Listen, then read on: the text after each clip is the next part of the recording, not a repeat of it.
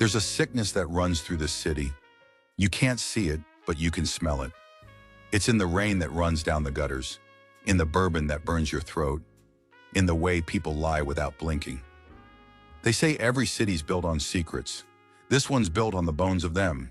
Every handshake's a confession, every deal a sin dressed in silk. Truth is, rot doesn't start at the bottom, it trickles down from the top. You don't notice it at first. It buys you a drink, calls you friend, and smiles while it steals your soul. I've seen it in priests and politicians, dames and detectives. Once the city gets its hooks in you, morality's just another bill you can't afford to pay. They call it Pandora's box. A myth, they said. But the thing about myths, they always start with a truth someone tried to bury. And in this city, truth doesn't set you free. It buries you deep.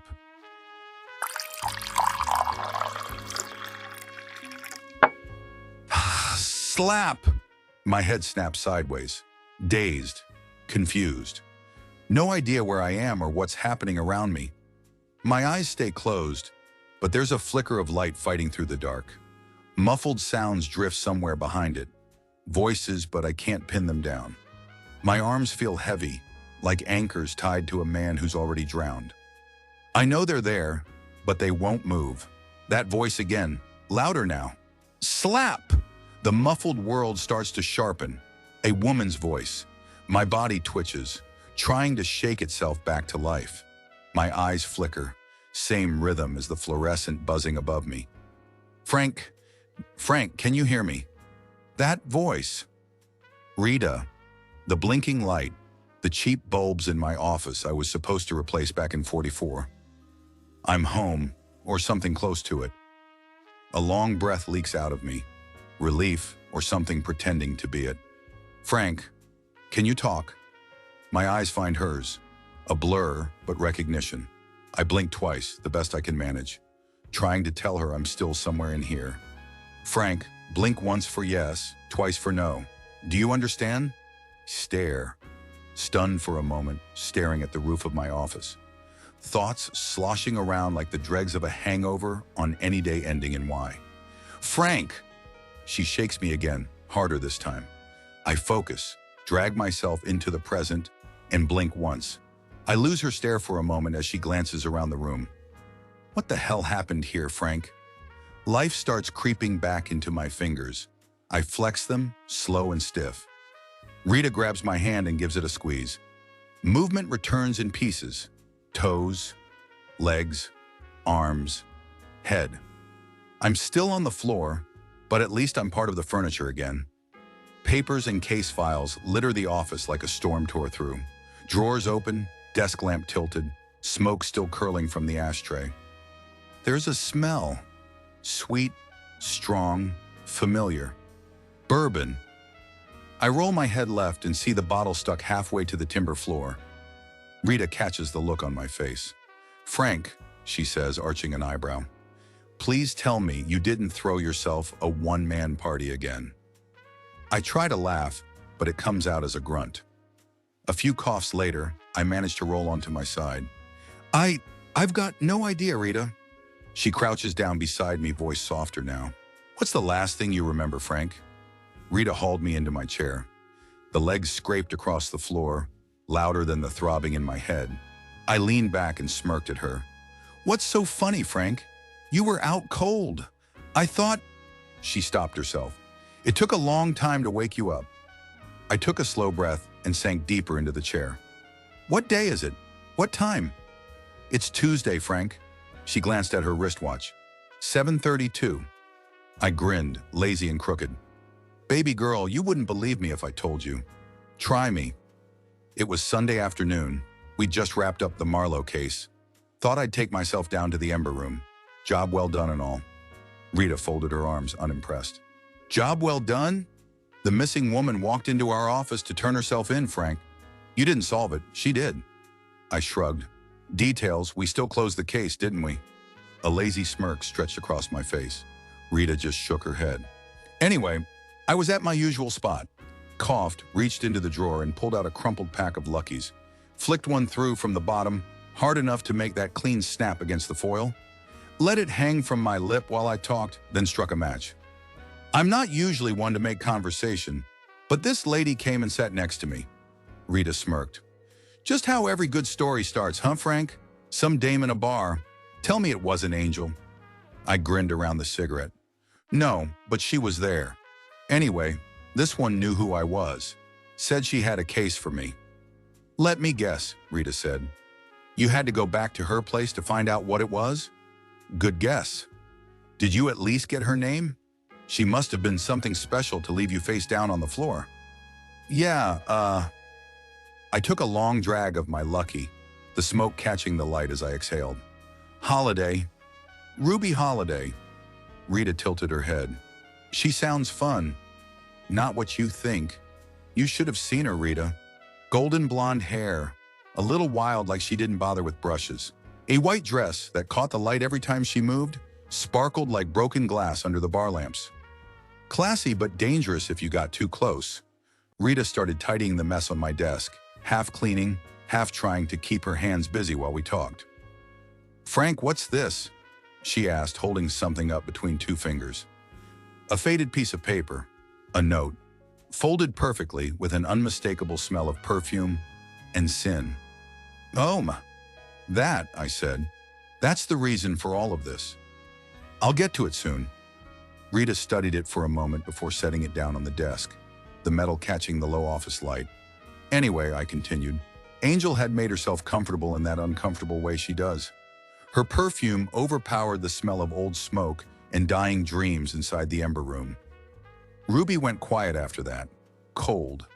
Then Angel got up to take care of some business. Rita's eyes narrowed. And Ruby? She leaned in close and said, I need you to come back to my place, Frank. We'll be safe there. The walls here have too many ears. Rita sighed, already knowing how it ended. Yeah, I said, picking up my glass. I know. I should have seen it coming, but I didn't. I took one last slug of bourbon and we headed back to her place. Her place was small but sweet, the kind of apartment that smelled of expensive perfume and cigarettes. I took a slow look around. No signs of a partner. Barely any signs she lived there at all.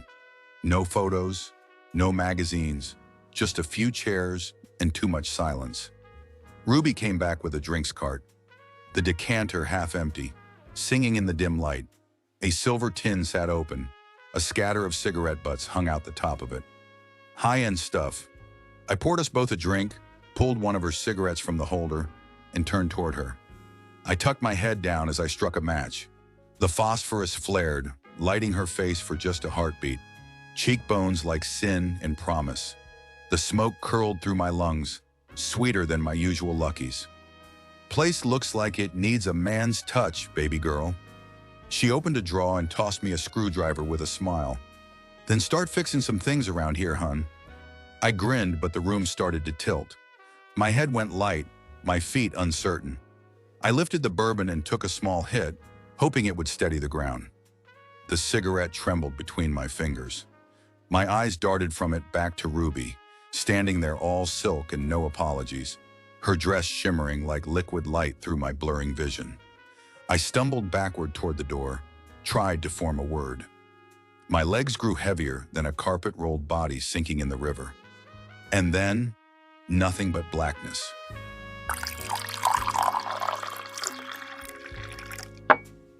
Geez, Frank, you sure know how to pick them, Rita said, leaning forward on my desk. Angel, Delilah, Evelyn, now Ruby.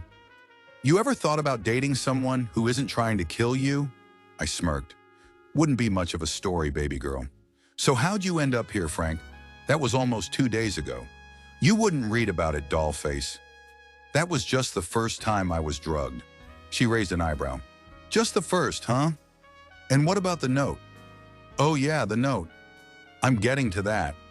The phone rang in the background, same tone every few seconds, like a broken record begging for attention. You gonna answer that today, baby girl? It's just the church. St. Augustine's. Some priest is looking for you. They can wait. I want to know how you ended up back here. That's the thing, doll. I didn't end up back here. I woke up in a diner. Some dive downtown near St. Augustine's, as it turns out. Rita crossed her arms. You woke up in a diner? How? Still got no idea. But there I was, a plate of cold scrambled eggs, lukewarm coffee. All signs pointed to me having been there a while. The place was packed. People staring. Kids pointing. I started patting myself down. My attention came back to the present. Say, Rita, what's a guy got to do for a cup of coffee around here? She smirked. Try working a case, maybe. I grinned. Careful, Rita. You're getting close to insubordination. She poured me a cup, sniffed it, pulled a face. If anything's gonna kickstart you today, it's this radiator fluid you call coffee. I chuckled, reaching into my pocket. So I was at the diner. Waitress, standing over me, looking like I'd stood her up a week ago, said I had to pay for the food. Rita leaned in. Let me guess, no wallet? Bingo. And then this big fella Marv comes charging out of the kitchen with a spatula in hand. Swore he was gonna kill me. Rita laughed. Please tell me you didn't. I gave her the grin she hated. Had to, baby girl. Told him I'd wash dishes to pay my tab. Her laugh filled the room. Frank Mercer, washing dishes. Now I've heard everything. I took a slow sip of coffee. You and me both. I pulled a Lucky from the pack on the desk, flicked the bottom until one popped through the top, took a drag and watched the smoke curl around the banker's lamp, while Rita got the last of her giggles out. Anyway, I said. After the tab was settled, I stood out front of the diner, trying to figure out exactly where I was. The whole thing felt off. I slipped my hands into my pockets and found a small folded piece of paper. What did it say, Frank? Rita leaned forward, elbows on the desk, hanging on every word. I unfolded it in my mind as I spoke. The key doesn't open doors, Frank. It locks them. Meet me where the sinners whisper. Signed, Angel? Rita frowned. But you hadn't found the key yet. I didn't even know there was one. But if Angel was involved, there'd be more bodies than answers before the night was done. Rita crossed her arms. So how did the note end up in your pocket? No idea, I said. But I stood there out front, reading it again and again. Where sinners whisper. The smoke from my Lucky mixed with the steam rising off the manholes. Neon blinked through the rain, flickering like bad memories. Then I saw it, the church lights glowing through the fog, like a halo over the city. I blew the smoke from my lungs. Where sinners whisper had to be the church. St. Augustine's. The rain was light but sharp, the kind that cuts through your coat and settles in your bones. The kind of cold that felt familiar, like penance you didn't remember earning. I pushed through the church doors and was met by one of the sisters. She hurried over, whispering, Are you Frank? Yeah, I am, Ba. I caught myself. I am, sister. What can I do for you? She grabbed my hand and pressed something into it. Don't look at it yet. Pretend we're just talking. Hide it quickly. Her eyes told me everything. This wasn't a confession. This was survival. I slipped the object into a hidden pocket inside my trench coat, a spot only I knew existed. The nun told me the priest, Father O'Shea, wanted to see me, then led me down a narrow corridor lined with oil paintings and relics from a forgotten century. The kind of hallway that smelled like wax, dust, and things best left buried. When I stepped into his office, the air was thick with cigar smoke and stale coffee. The place looked like a war between faith and paperwork, stacks of documents, half-empty cups, and a crucifix that had seen better prayers. What can I do for you, Father? I asked. He sat back in his chair and waved the sister away with a flick of his hand, like he was signaling a ship out to sea. You must be Mr. Mercer. I am, I said, taking a seat opposite him. Got a letter, said to meet an old friend here. Name's Angel. You heard of her? Father O'Shea chuckled softly, a dry, tired sound. Oh yes, I've heard of her. And let me tell you something, Mr. Mercer, an angel she is not. Sweet perhaps, like the sound of a choir before the fire starts. Yeah, I said, half smiling. That sounds like her. She been here? Oh yes, waited for about an hour. Left a message for you. Yeah, what's that? He frowned, tapping his temple. Let me see if I can remember it word for word. Just the highlights will do, Father. He leaned forward, his voice dropping low. She said, It's not safe. Take the key and find the box. I frowned. How the hell am I supposed to find a box when I don't even know what I'm looking for? Father O'Shea smiled faintly, eyes half-lidded behind the smoke. Mr. Mercer, by the sound of things, I'd say the box will find you, sooner rather than later. I left the father's office with more questions than answers, like every other case in this city. The nun was waiting by the door. I nodded a goodbye. She gave me one back. Could have been a prayer. Could have been a warning. Maybe both. Outside, I reached the curb and dipped into my pocket for a pack of Luckies. Lit one and felt the smoke claw at my lungs in that familiar way. Father O'Shea didn't have any answers, just a message, as vague as the nun's. Find the box. My face skewed to the right as I tried to think where to start. A car rolled up outside the church. 4 men stepped out, moving in sync, like a pride of lions that already knew the kill was theirs. Something told me I was about to need those prayers. They stopped in front of me, blocking the street, the church wall at my back, 4 goons in front of me. Not how I wanted the day to start. I took a drag on my Lucky and let the silence hang heavy, like a standoff in slow motion. So fellas, I said, meeting each pair of eyes in turn, we gonna do this the hard way or the easy way? What's the easy way, Frank? Well, Sam, that's where you tell me what the hell's going on and I walk away. And the hard way? You can guess. A smirk crept under my bruised eyes, the kind that knows the score, but hates the ending. They traded smiles, the kind that meant, go. Hey fellas, I said, we're standing outside a church. You sure this is how you want to spend Sunday? Didn't matter. One lunged, shaped up like a boxer starting round 1. I caught him first, my fist cracking bone. But the others were already on me, arms grabbed from every side. Fists found ribs, gut, face, my head locked tight. Then a rag pressed over my mouth. Sweet, chemical, fast. I tried to breathe, tried to fight, but the world folded in on itself. And then, blackness. Again.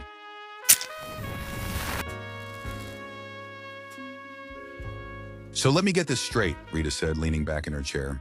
You got drugged at Ruby's house, woke up in some strange diner, got jumped, drugged again, and now you wake up here? That's the polite version, I said, rubbing my temples. But no, her brow arched. No? Nope. This is where the case takes a few strange turns. Rita let out a dry laugh. Frank, your few strange turns usually end with a concussion and a hospital bill.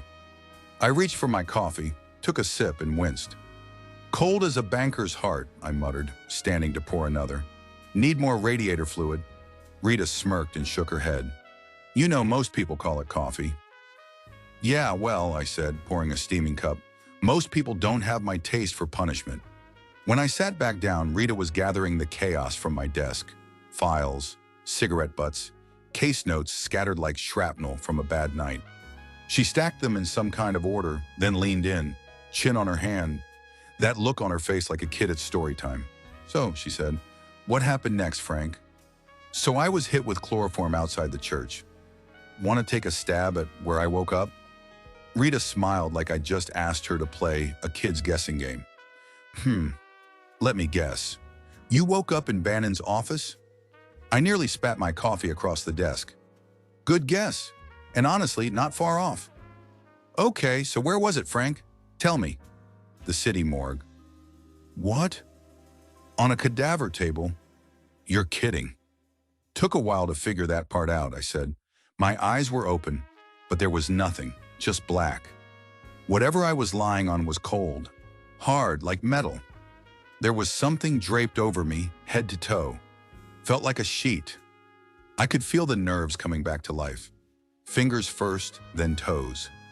Toes. That's odd. I could feel the sheet on my toes. My shoes were gone. I sat up, pulled the cloth off, and let my bare feet hit the floor. Cold, maybe vinyl. My hands stretched out in front of me, hoping I wouldn't walk face first into a wall. More metal trolleys around me. I brushed one, hard but soft at the same time. Hair. Cold. I pulled back quick. Dead body. The room stank of formaldehyde and chemicals. Not exactly a warm welcome. I spotted a sliver of light bleeding through from the left, glowing under a door. Slowly, I felt my way around what had to be half a dozen more corpses before I found a switch on the wall. The lights flicked on, blinding, white as judgment. Took a moment before I could see straight, long enough to realize where I was, the city morgue. I looked down at myself, barefoot, bare-arsed, wearing a hospital gown splattered with someone else's blood. There was even a toe tag swinging off my big toe. Real nice touch. My clothes were piled in the back corner, half folded, half forgotten. I got dressed quick and checked my coat for the object the sister had given me. Still no clue what it was, but it was there, cold and heavy. I started down the corridor, quiet as I could, until I heard voices coming from a room up ahead. The city coroner, talking to someone I didn't recognize. "Frank will be out of our lives soon enough. No need to worry."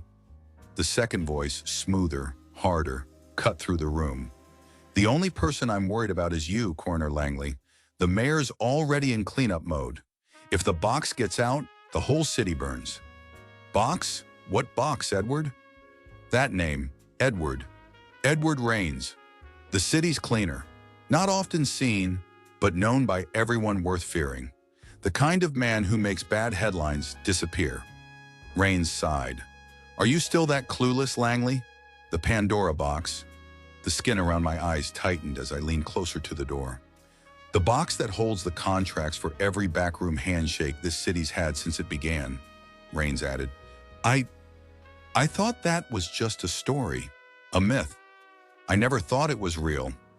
"Believe it, Coroner, and pray it never opens." My pulse started to climb. The Pandora box. I'd heard the stories told around poker tables in smoke-thick rooms. A legend. A threat whispered to keep men honest, or scared enough to stay that way. But if the box wasn't a myth, then every high society or low-level scumbag will want their hands on it.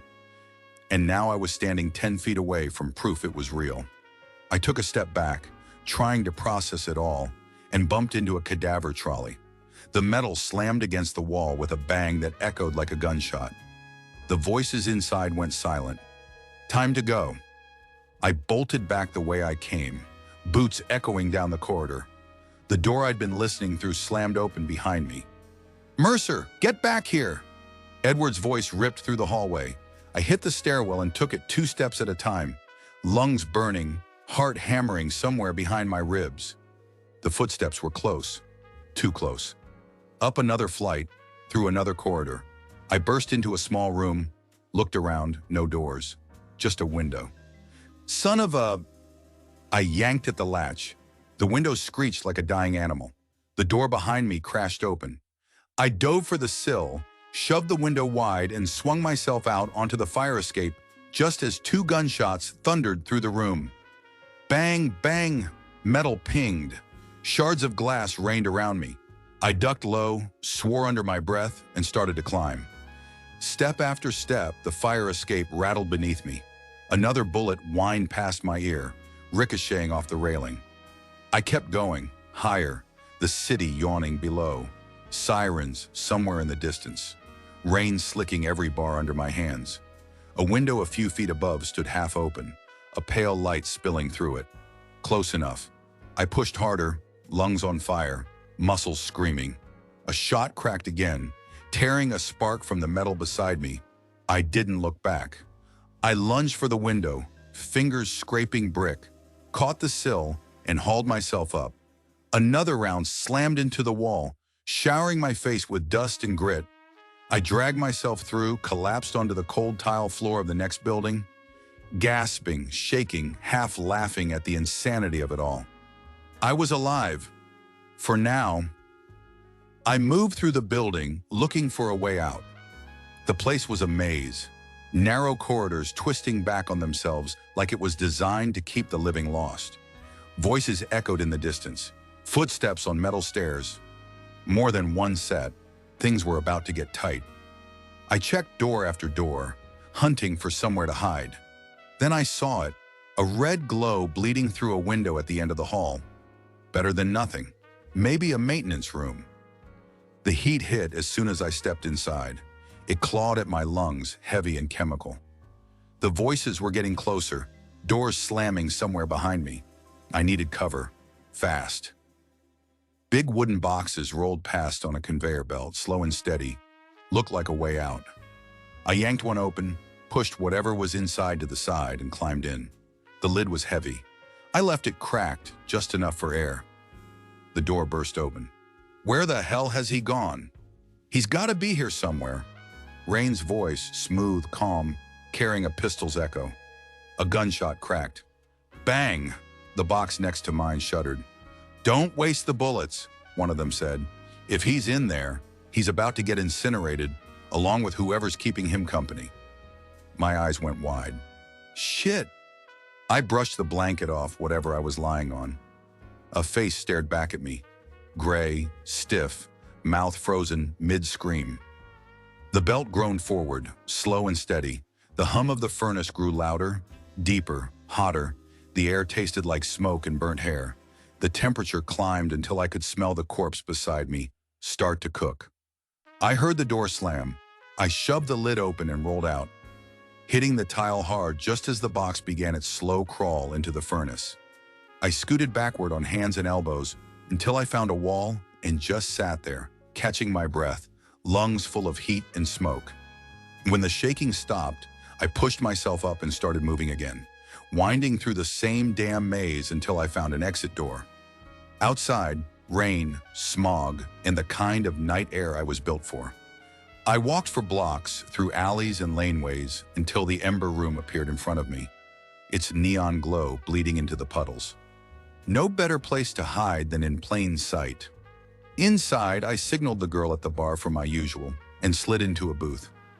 The first bourbon went down quick, the second halfway there before I could feel the pulse in my neck start to slow. I leaned back, eyes closed for half a second, just long enough to pretend I was somewhere else. Then I heard her voice. "Frank, is that you?" I groaned. "Oh, you've got to be kidding me. Frank, you can't be here." She sat down across from me, sliding a fresh glass of bourbon across the table. "Ruby," I said, staring at the drink, "of all the joints in this city..." I looked away for a moment, took a breath, then a hard sip before turning back. "What can I do for you, Ruby?" She didn't blink. "Do you have it, Frank?" "Do I have what? The last thing that made any damn sense was last night, right before I met you." I blinked, trying to focus. My eyes felt heavy. The edges of the room started to soften. I looked down at the glass, then back at her. "Oh, for the love of..." And then, darkness.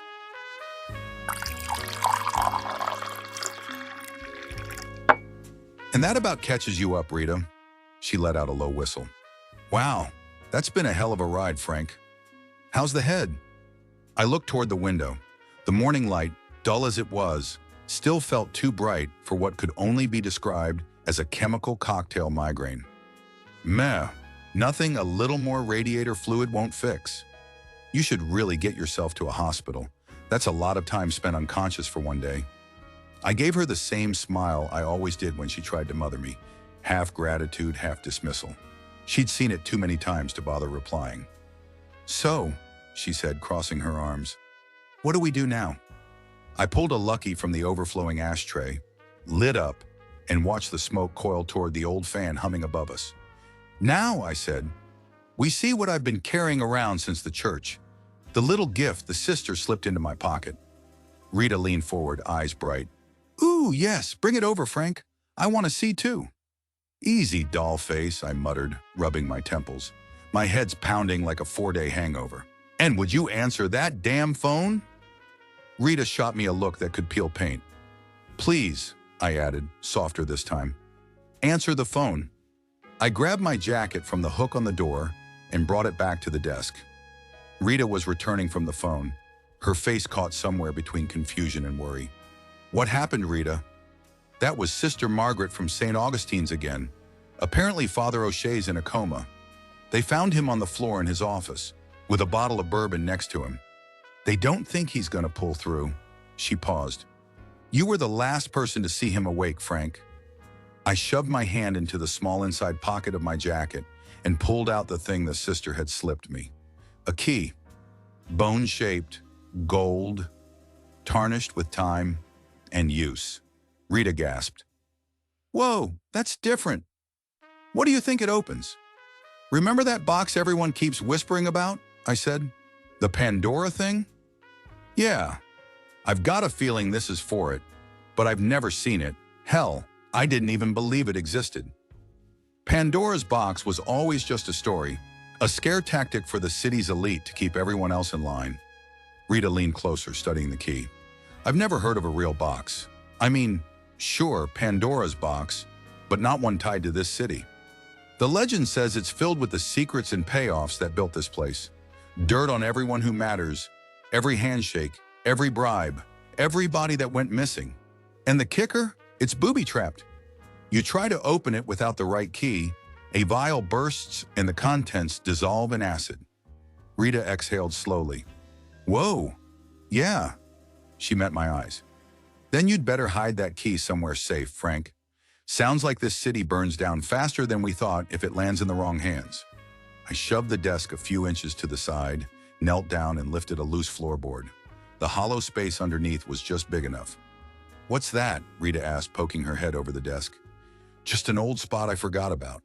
You're now the only other person who knows it's there. So if it goes missing, guess who I'm coming for? I locked eyes with her and grinned. She smirked. Please, Frank, if I wanted to steal from you, I'd start with your bourbon, not your secrets. I nodded, half a smile curling at the corner of my mouth. Fair.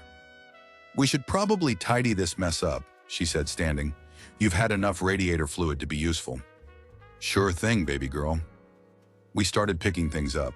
Somewhere in the chaos, something slipped from a pile of papers, hit the floor with a soft clang and rolled.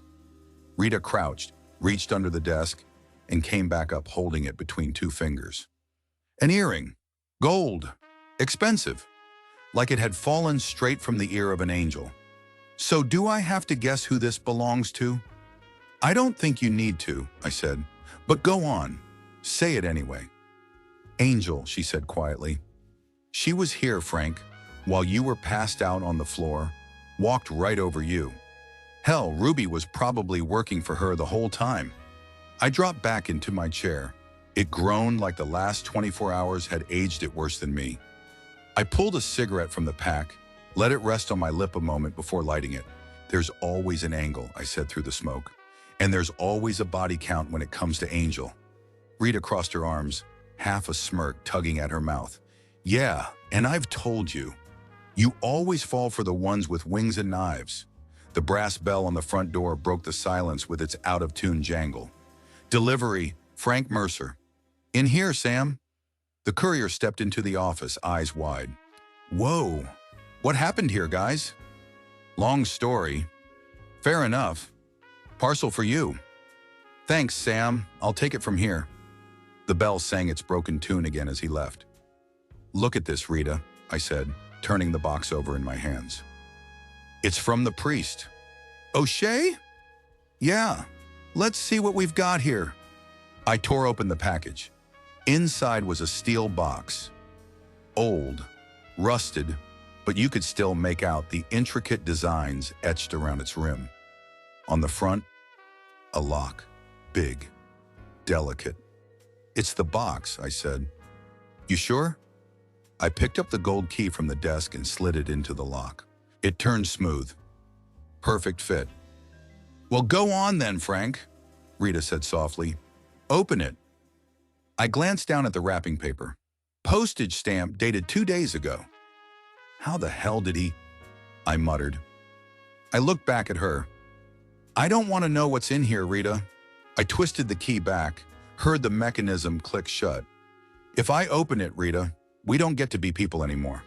We become keepers of all that's wrong in this city. What are you going to do with it, Frank? I leaned into the desk, nudged it sideways, and lifted the loose floorboard. Same thing this city does with its secrets, I said. Bury it.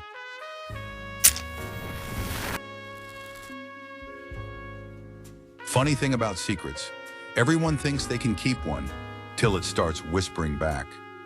You tell yourself it's safe, locked away, buried deep. But secrets, they don't stay buried. They wait. I used to think digging up the truth made me better than the rest. Like shining a light in the dark was some kind of noble act. Turns out the dark doesn't care. It just learns to hide somewhere else. Maybe that's what the box really was.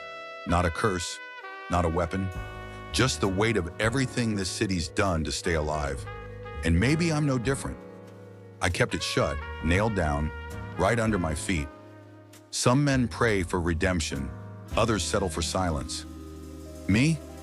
I just make sure the floorboards stay sealed and hope no one comes knocking.